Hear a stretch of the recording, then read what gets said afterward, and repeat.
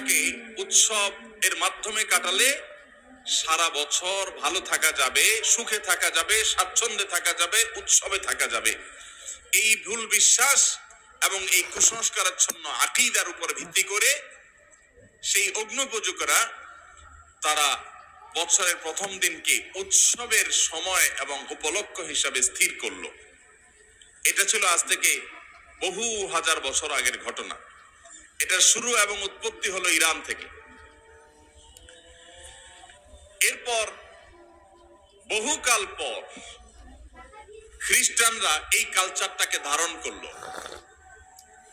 তারা তাদের যে খ্রিস্টীয় বর্ষ, সেই খ্রিস্টীয় সন বা সালকেও তারা ওই অগ্নিপূজকদের যে সাল ছিল, সন ছিল, সেটার মতো করে এটার প্রথম দিনকে, প্রথম মুহূর্তকে তারা উদযাপন করা শুরু করলো। আজ সেই উদযাপন আমাদের মুসলমান সমাজেও এসে পড়েছে। তার নাম হলো 31st নাইট।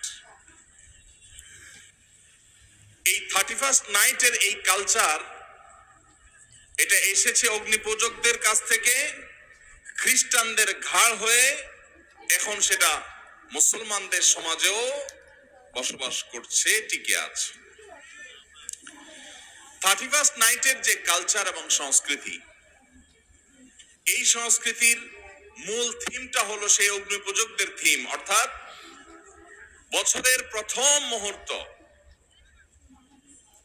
এই সময়টাকে যখনই রাত 12টা 1 মিনিট হবে 31শে ডিসেম্বর, 31st নাইট, 31 ডিসেম্বর রাত 12টা পার হয়ে যখন 12টা 1 হয়ে যাবে, তখনই সব পটকা ফুটিয়ে, আতশবাজি করে, ফানুস উড়িয়ে, হই হুল্লোড় করে, গান বাজনা করে, উৎসব করে, ফুর্তি করে এই মুহূর্তকে কাটিয়ে তারা সারা বছর ভালো থাকতে চায়, উৎসবে থাকতে চায়, খুশিতে থাকতে চায়।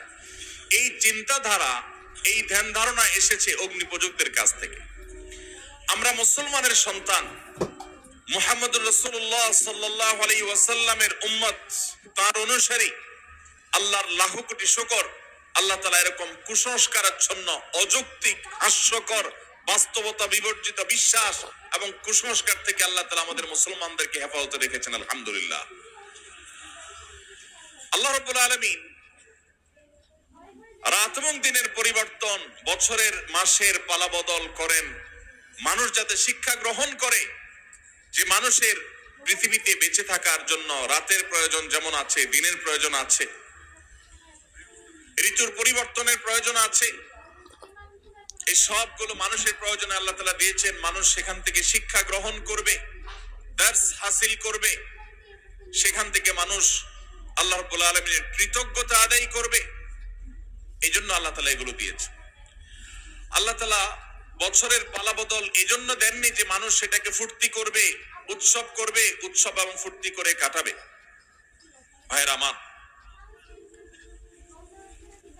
সবচেয়ে দুর্ভাগ্যের ব্যাপার, সবচেয়ে হাস্যকর ব্যাপার হলো আজকের পৃথিবীতে যারা নিজেদেরকে বিজ্ঞান মনস্ক দাবি করে, যে মানুষগুলো নিজেদেরকে বিজ্ঞান এর অনুসারী মনে করে,